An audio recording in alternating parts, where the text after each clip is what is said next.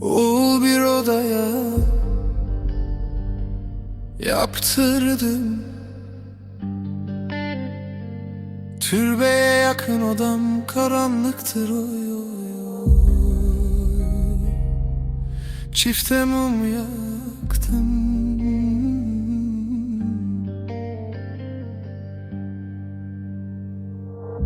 Hele şu feleğin oğlu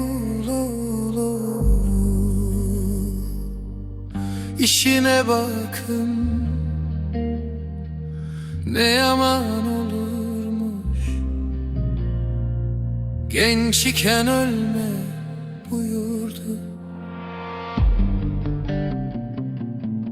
Gömdüm oğul seni toprağa, gömdüm.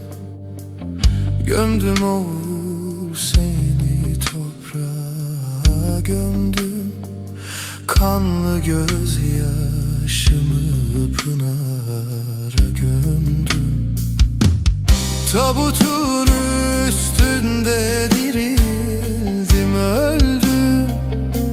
Seni yakan eller kırılsın oğul, kırılsın oğul.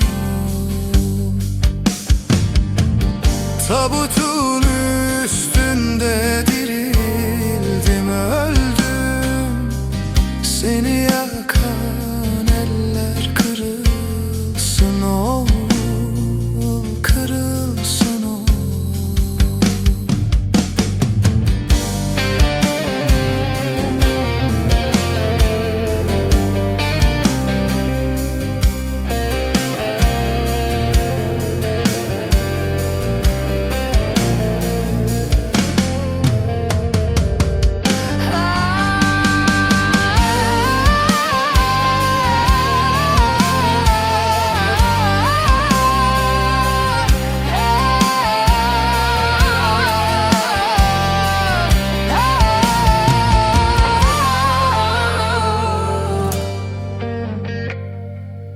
Giden oğul hiç gelir mi yerine?